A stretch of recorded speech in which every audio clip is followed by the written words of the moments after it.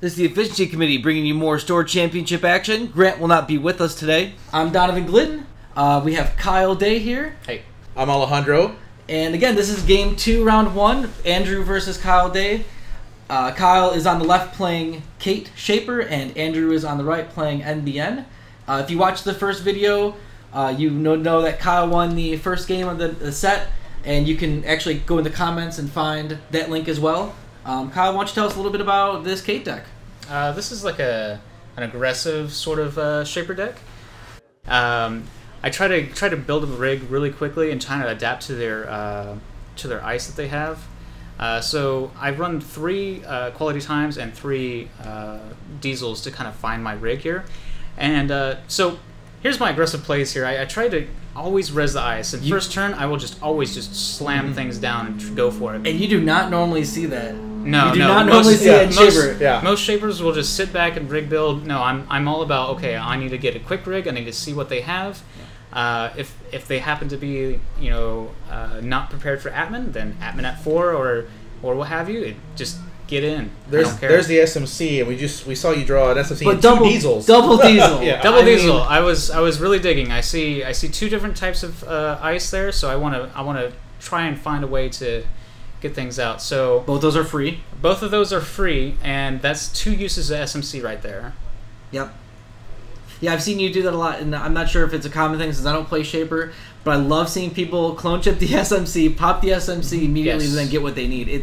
It's really a good play. You can get into a 2-deep server with that right there. Right. Yeah. I mean, unfortunately, I don't have the MU for it, but I more than likely have an Akamitsu or Desperado. Yeah. Desperado is actually really good in Shaper because, especially in this sort of aggressive Shaper deck, because it really incentivizes your runs. So you run a lot of things like Criminal Wood, where you have your Desperado and your Data Sucker, so your runs are super valuable, and just net you so much. But yeah. And you're using efficient breakers because you're Shaper. Yes, but yes. What is your final kind of rig here? That depends on their ice. Really? So it's totally off the wall. It could be whatever. Well, I run two of each type of breaker and then 1 Atman. So I have each of the cheap breaker types, and here is a sort of an aggressive play by me. It doesn't seem very aggressive because I'm taking 6 and I'm playing an R&D interface.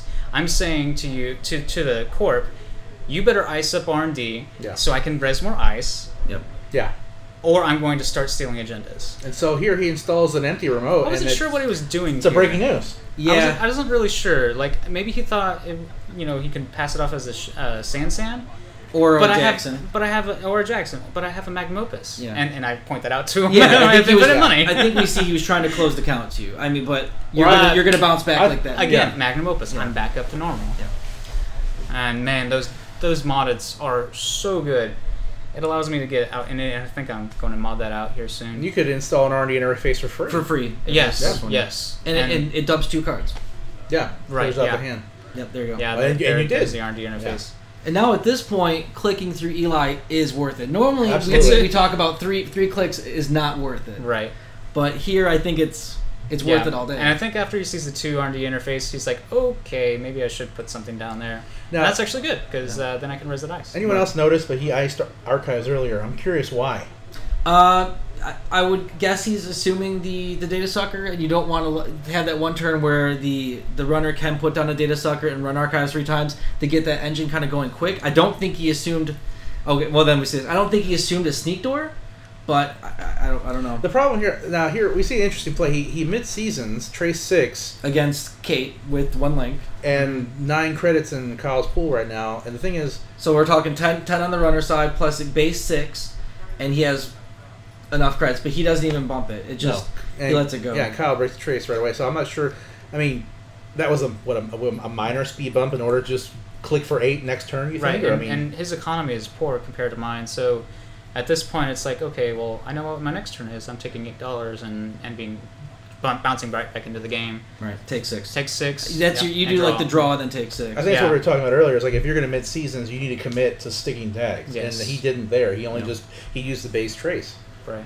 And I guarantee he's never going to be able to use that mid-season again because I will just forever be richer than him. Now that you know it exists. Yes. Once you know it exists in the deck, you do the same thing with Sea Source and Scorching and Wayland. Right, yeah. I play the economy war with Wayland, and eventually they just give up on Scorched Earth and discard them, and then I run for days for free. So he installs a remote here, and it's a Sand that gets trashed easy. I'm not sure. You'll run trash it for 5, gain 6. Yeah, that's the thing here. I think if I'm the core player here, I'm not going to install it Sand and Protect it because he's got so much money he can just run and trash it. It's a waste of a Sand. It absolutely is. Yeah, I don't know what's in his hand. I'm not sure what's in the deck. There is an Astro script in the hand right now. It doesn't look like he's got a lot of ice or a lot of good ice. I mean, we aren't very many turns in. He's laying down a piece of ice. He has 5 credits in the remote. There's not much he can install. He'll get wraparound. Yeah, in SMC. I mean, SMC is a thing. And I notice we're seeing this a lot in our meta too, and that could be everywhere. But I remember back in the day when you install a remote, the runner didn't necessarily run it so aggressively. Now it's like you throw a remote down, okay, run there for 1. It's just the game's changed so much now, and an Astro script behind a wraparound. I mean, yeah, and I don't understand that play, especially with SMC on the table. Yeah, I don't understand that play at all. I think that was just a sort of weak, desperate move for him. Yeah. But I don't think he should have made that play because I've been showing that I'm aggressive all game. Mm-hmm. I'm running everything that he puts down. So he should have known not to put that down. Yeah, there are some runners where you can kind of look at him like, Andromeda won't run on turn 1, but then every once in a while you get a player who runs on 1. Yes. I think this is, again, it's respecting. He's not really playing towards you as a player. He's playing towards Shaper as a Shaper. As a rig builder. And exactly. That's a very good way to point that out. And it is kind of deceptively rig building because, I put out the Magnum Opus and I put down the R&D interfaces, and here's the Caduceus, and he's spending 3 for that. Trace. Great, Trace, please, because... So he bumps the first one to 4, and you'll pay what, 3?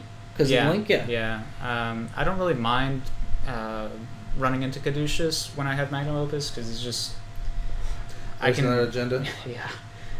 You're saying with Caduceus and Magnum Opus? Right, yeah, so...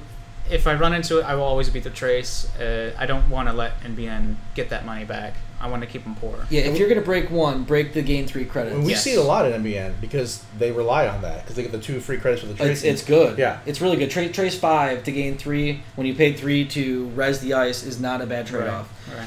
So I'm thinking maybe he thought of it as, like you said earlier, Shaper, it's going to take longer to build, but yeah, Kyle is playing pretty aggressively here, I think, yeah. I mean...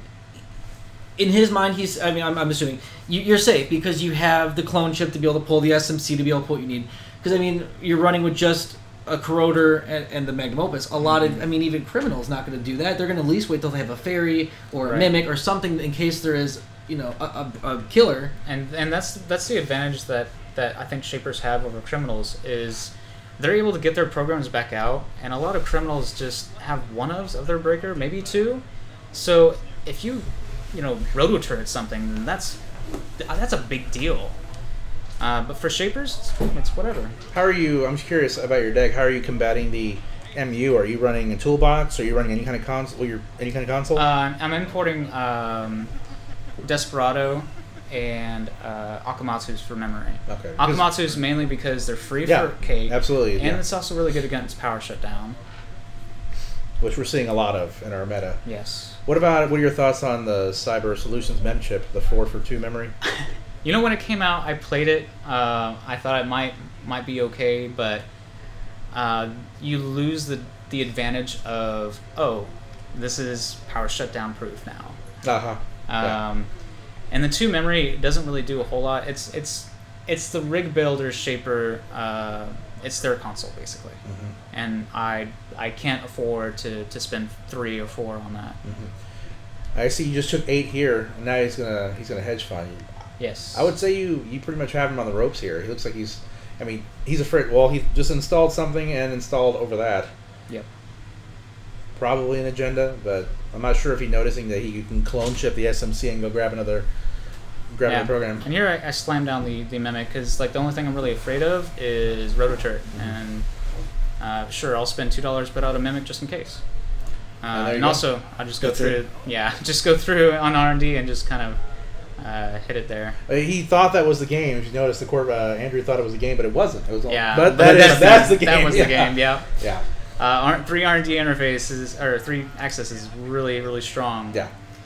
I guessed I was trying to guess if it was a rotor or not, but it turned out to be a pop-up window, which was not a big deal either. It wasn't that AstroScript would not have been safe the next turn. So is it just rotor you're worried about, or what would happen if you ran into a Grim? I mean, Grim's neutral. It could have easily been in this deck, and Mimic can't do anything about it. I'm okay losing a program to get a bad pub, because I can always get my programs back, but it does suck sometimes. I'll give you that. Yeah.